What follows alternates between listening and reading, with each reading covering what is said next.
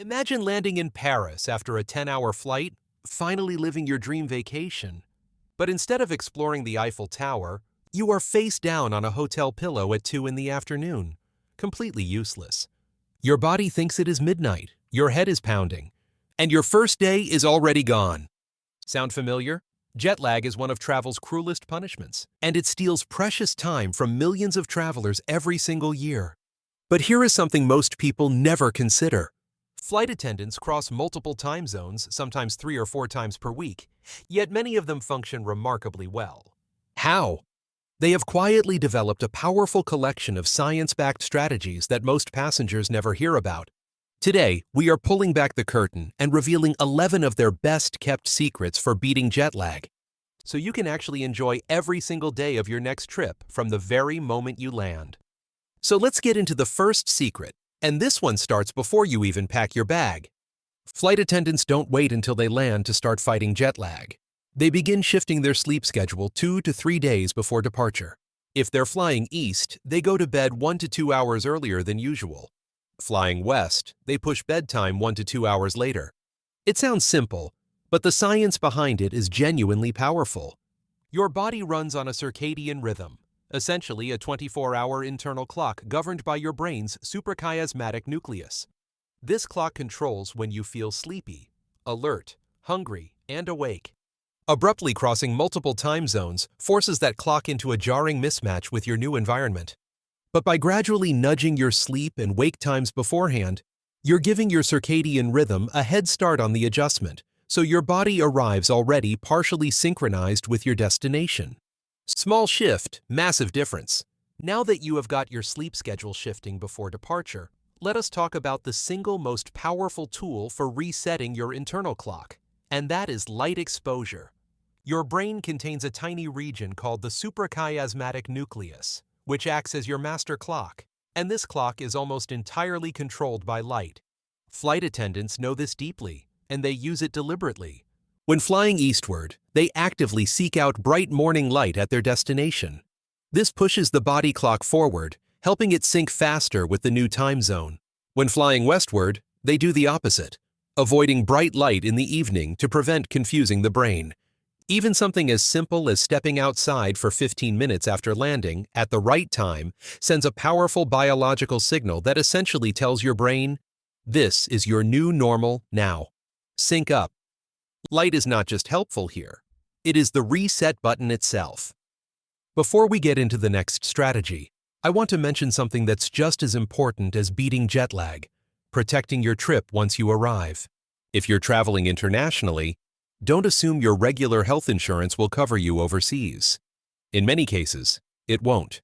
That's why I recommend Safety Wing Travel Insurance. Their plans are affordable, easy to purchase online, and can help protect you from unexpected medical expenses, trip interruptions, and other travel emergencies.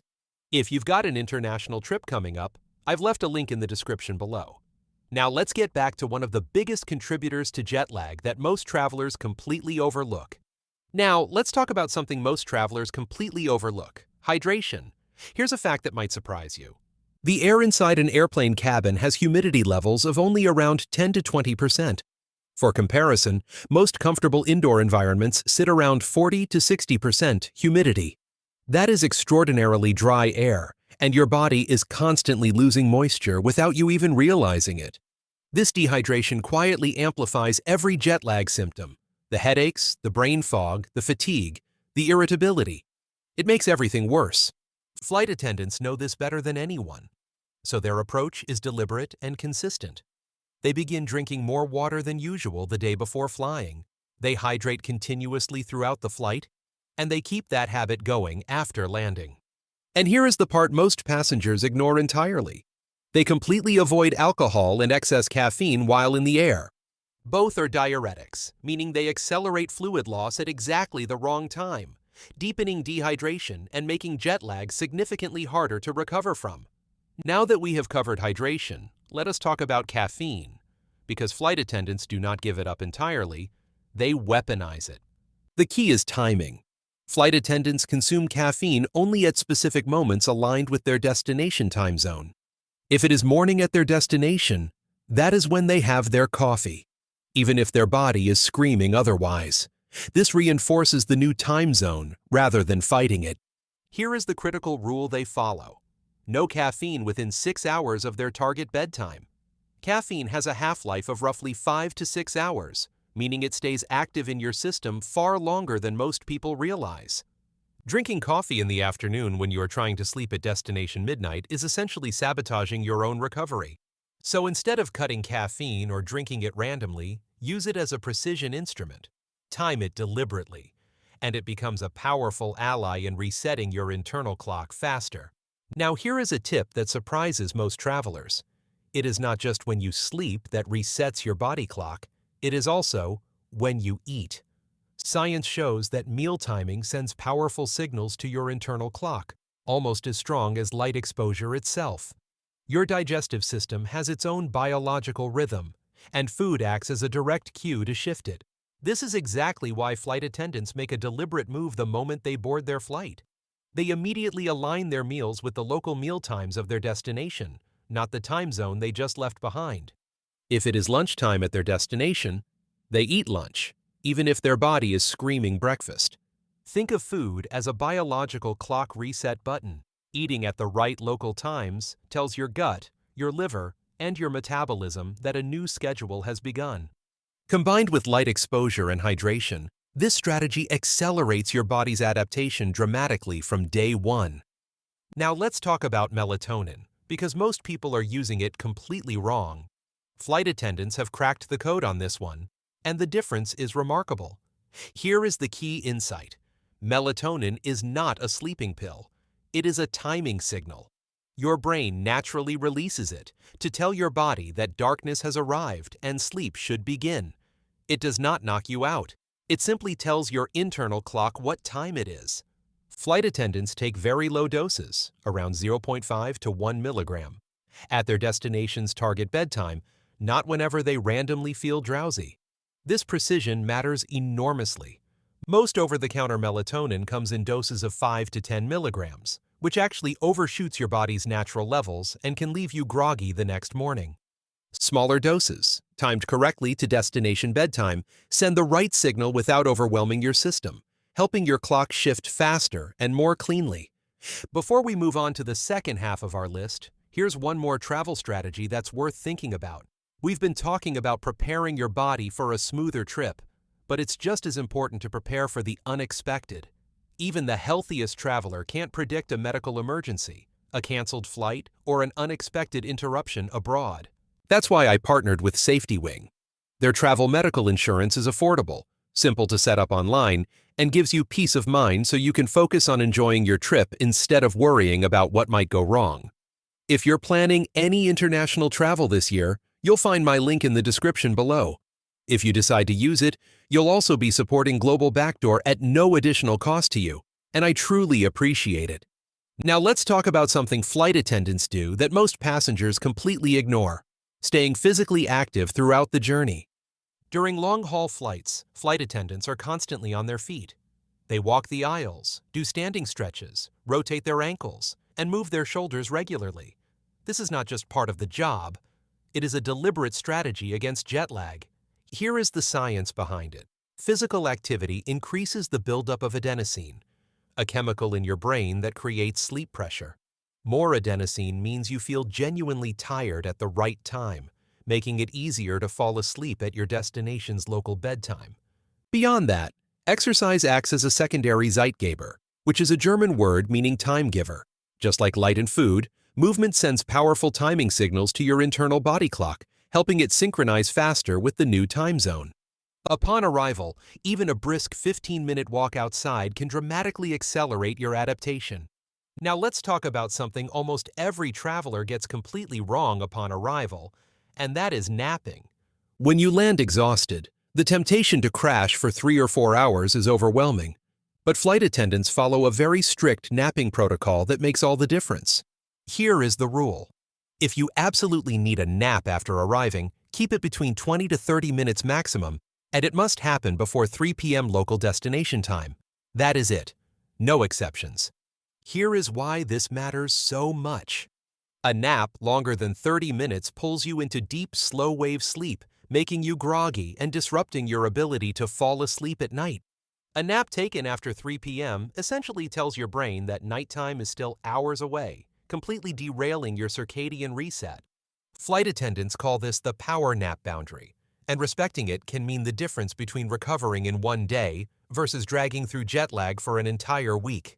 Now let's talk about something most travelers completely overlook: the air inside the plane itself. When you're cruising at 30,000 feet, the cabin isn't pressurized to sea level. It's actually pressurized to the equivalent of being at 6,000 to 8,000 feet altitude. That might not sound dramatic, but at that elevation, your blood oxygen levels drop noticeably, and your body works harder just to function normally. This low oxygen environment is a significant hidden contributor to that heavy, foggy exhaustion you feel after landing. Flight attendants are well aware of this, and they actively counteract it. They practice slow, deliberate deep breathing throughout the flight, which maximizes oxygen intake with every breath. They also avoid heavy, hard-to-digest meals mid-flight because digestion competes for oxygen-rich blood flow, making fatigue even worse. These two simple adjustments, conscious breathing and lighter eating, help flight attendants step off the plane feeling significantly less drained than the average passenger. Now here is a tip that might sound simple, but is genuinely powerful. Flight attendants swear by a consistent arrival routine, and there is real science behind why it works. When you land, your body is confused. It does not know what time it is, what to do, or how to feel. A structured arrival ritual gives your nervous system a clear signal that it is time to adapt to this new environment. For most flight attendants, this routine looks something like this. Step off the plane, take a shower to reset the senses, eat a meal aligned with local time, take a short walk outside in natural sunlight, and then set a firm wake time for the next morning no matter how tired they feel.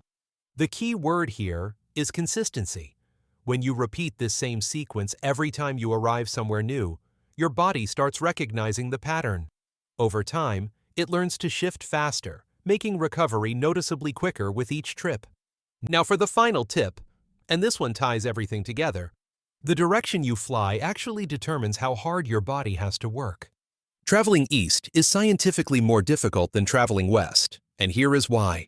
Flying east requires you to advance your internal clock, essentially waking up and sleeping earlier than your body wants to. Flying west does the opposite. It delays your clock, which is naturally easier for most people since our circadian rhythm actually runs slightly longer than 24 hours. Flight attendants take this seriously. When flying east, they become much more aggressive, seeking bright morning light immediately upon arrival, taking melatonin precisely at the destination bedtime, and sticking rigidly to local meal times. When flying west, they allow themselves to ease in more gradually, being less strict with timing. Knowing your direction before you travel means you can calibrate exactly how much effort your recovery plan needs. East demands more. West forgives more.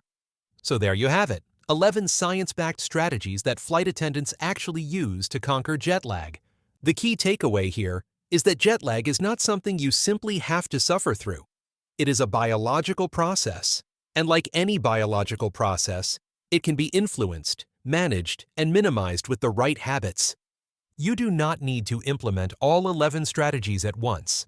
Start small. Pick 2 or 3 that feel most practical for your next trip. Maybe adjusting your sleep schedule beforehand, timing your light exposure, and taking melatonin correctly. Those 3 alone can make a remarkable difference in how you feel upon arrival. Your body is incredibly adaptable. Give it the right signals, and it will respond. Now, if you found this video helpful, go ahead and hit that like button. Drop a comment below telling us where you are traveling next. We would love to know. And subscribe for more travel science content coming your way.